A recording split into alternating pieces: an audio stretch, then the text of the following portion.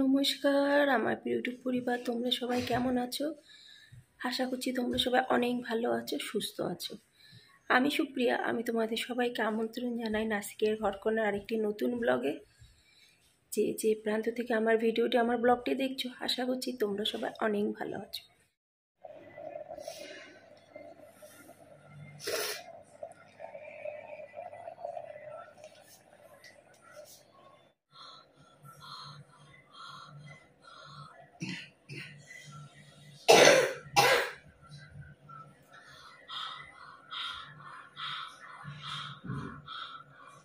Cup ভরা আদা দেবো ভেবেছিলাম, ভুলে গেছি আদা দিতে চায়ের মধ্যে। আমি এটা খাবো। 2 দিন আগে অনেক জামা কাপড় ধুয়েছিলাম, এখন মোটামুটি হালকা হালকা শুকিয়ে গেছে। আর বাইরে এগুলোকে রাখবো না, কারণ বৃষ্টির দিনে যতই জামা কাপড় বাইরে রাখি না কেন একটু জল জলে ভাব হয়ে থাকে। ওই জন্য এগুলো ঘরেই রাখবো, এখানে ওখানে মিলিয়ে দেবো ঘরের যেখানে জায়গা পাবো। কিন্তু 2 দিন ধরে যা হয়েছে হয়েছে, আর এগুলো বাইরে রাখা যাবে না। প্রতিদিনকার মতো আজকেও আমি দুটো কমেন্টস তোমাদের সাথে শেয়ার করব। এক বান্ধবী লিখেছে, যার নাম মুক্তাধারা। বান্ধবী লিখেছে, দিদি ভাই তোমার ব্লগ আমি প্রতিনিয়ত দেখি, প্রতিদিন দেখি, ভালো লাগে, কিন্তু মনে হচ্ছে তোমার শরীরটা একটু খারাপ। সত্যি বান্ধবী, আমার শরীরটা খারাপ। আরও তার সাথে লিখেছে, নিজের দিকে একটু ধ্যান রাখো। অসংখ্য ধন্যবাদ বান্ধবী, তুমি যে এত সুন্দর কমেন্টস করেছো, তার জন্য আমার আর আমার পরিবারের তরফ থেকে তোমাকে অনেক অনেক ভালোবাসা, অনেক অনেক শুভেচ্ছা। আরেকটি কমেন্টস লিখেছে কুক উইথ কাকলি বান্ধবী। সেই বান্ধবীটি লিখেছে যে, দিদি ভাই তুমি একটা কথা ঠিকই বলেছো, মানে আমাকে উদ্দেশ্য করে লিখেছে, যতক্ষণ আমরা কাজ করতে পারবো ততক্ষণ আমরা সবার কাছে ভালো, আর যখনই কিছু করতে পারবো না তখন আর সেটা থাকে না। এটা অতি বাস্তব কথা গো বান্ধবী, এটা শুধু আমার একার কথা না, এটা প্রত্যেকেরই কথা। আমি শুধু বললাম বলে তোমরা জানতে পারলে, কিন্তু এটা আমাদের প্রত্যেকেরই মনের কথা। তা যাই হোক, এই দুটো কমেন্টস তোমাদের সাথে আমি শেয়ার করলাম। এখন ঝটপট চলে যায় রান্নাঘরে। সবজি একদমই ঘরে নেই, ওই জন্য কর্তামশাই আজকে অফিস যায়নি। আমি বললাম দেরি না করে যতক্ষণ শরীরটা ঠিক আছে একটু চিকেন নিয়ে আসো, ঝটপট ওষুধ খেয়ে আমি রান্নাঘরের দিকে যাই।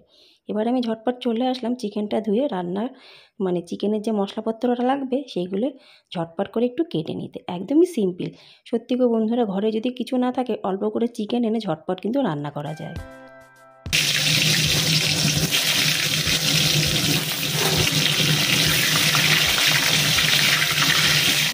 আজও 2-3 দিন ধরে কীরকম যে আমার শরীর খারাপ ছিল সেটা বলে বোঝাতে পারবো না। 2 বেলায় শুধু আলু সিদ্ধ, ডিম সিদ্ধ, ভাত চলছিল। আর ঘরে যেহেতু সবজিও নেই, ওই জন্য অন্য কিছু না খাওয়ার কোনো ইচ্ছা হচ্ছিল না। কেন কি, মুখে তো কোনো রুচি নেই, মুখ পুরো তিতো। তাই কর্তামশাইকে বললাম নিয়ে আসতে। জানি না আজকে চিকেনটা কেমন রান্না হবে, কেন কি মুখের কোনো স্বাদই নেই আমার। আজ কতদিন ধরে তো নাসিকে মারাত্মক পরিমাণে বৃষ্টি হচ্ছে, সেই পরিমাণে লাইটও যাচ্ছে। এই দেখো, কিচেনে যেই আমি আসলাম সেই দেখলাম লাইটটা চলে গেল। সকাল থেকে রাত পর্যন্ত যে কী পরিমাণে লাইট যাচ্ছে সেটা বলে বোঝানো যাবে না। সম্পূর্ণ কিন্তু অন্ধকারের মধ্যে আমি রান্না করছি। ভিডিওটা দেখলে অবশ্য তোমরা বুঝতেই পারবে। যাই হোক, কিছু করার নেই। তার খানিকক্ষণ পরে আবার লাইট চলে আসলো। আমার ছোটো মেয়ের জন্য একটা বই অনলাইনে নিয়েছি, পেপা পিগের বই। ও খুব ভালোবাসে পেপা পিগ কার্টুনটা। তা যাই হোক, পেপা পিগ, ব্লুই, এইসব নিয়ে ও সারাদিন তাণ্ডব। ওর জন্য একটা অনলাইনে বই নিয়েছি, সেই বইটা সম্পর্কে আমাকে বোঝাচ্ছে, কার্টুন সম্পর্কে, ক্যারেক্টারগুলো কার কার কী কী নাম। বেশ মজাই লাগে কিন্তু।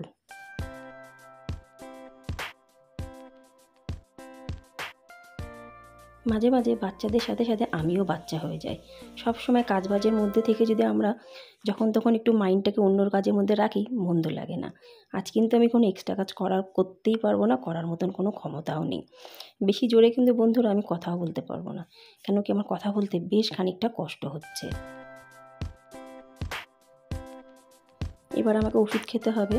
কর্তামশাই ডোনাট নিয়ে এসেছিলো, সেই ডোনাটের অর্ধেকটা আমি খাচ্ছি, অর্ধেকটা আমার মেয়েকে দিলাম।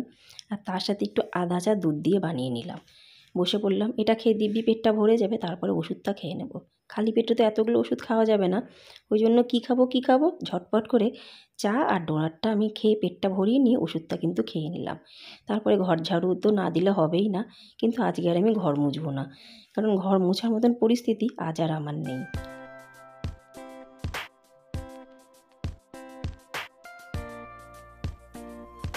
তো তোমরা সবাই জানো আজ কবে থেকে আমার পরিবারের পরে একের পর এক অসুবিধা এসেই চলেছে, কিন্তু আমি কিন্তু হার মানি না। আমি জানি অন্ধকার যেমন থাকে আলো সেরকম আছে। আমরা মানুষ তো, শরীর তো খারাপ হবেই। ওই জন্য তাই নিয়ে বেশি ভেবে তার মধ্যে ডুবে থাকার কোনো মানেই হয় না। সামনের দিকেই এগিয়ে যেতে হবে। সে অন্ধকারের মধ্যে যদি ডুবে থাকি তাহলে কিন্তু মন মতি এমনি খারাপ হয়ে যাবে, আর কোনো কিছু করার জন্য কোনো মানসিকতাও লাগবে না।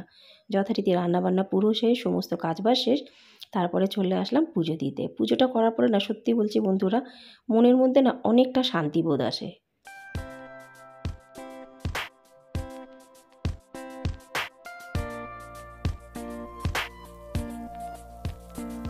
সেই সকালে উঠেছি, তাড়াতাড়ি করে সমস্ত কাজবাজ করে নিলাম। এরপর ঝটপট করে আমার মেয়েকে আমি খাইয়ে দেবো। তো আশা রাখছি বন্ধুরা আজকের ব্লগটি অবশ্যই তোমাদের ভালো লাগবে। আমার ব্লগটি ভালো লাগলে লাইক, সাবস্ক্রাইব, শেয়ার, কমেন্টস করে কিন্তু অবশ্যই আমার পাশে থেকো। তোমাদের সহযোগিতা, ভালোবাসা, বড়দের সাপোর্ট, তোমাদের সবার সাপোর্ট কিন্তু আমার খুবই প্রয়োজন। এই দেখো সমস্ত কাজবাজ শেষ, এবার একটু বসলাম আমি আমার মেয়ের সাথে কার্টুন দেখতে। কার্টুন দেখতে কিন্তু আমার বেশ ভালো লাগে। তাহলে আজকে এই পর্যন্তই, কেন কি একটু করে আমার মেয়েকে খেতে দিয়ে আমিও তারপরে খাবো, আর তারপর ওষুধ খাবো। তাহলে আজকে এখানেই সমাপ্ত করছি আজকের ব্লগটি। আশা রাখছি তোমাদের ভালো লাগবে। তাহলে আজ এই পর্যন্তই, আবার দেখা হবে তোমাদের সঙ্গে পরবর্তী ব্লগে। ততক্ষণের জন্য নমস্কার বন্ধুরা, নমস্কার।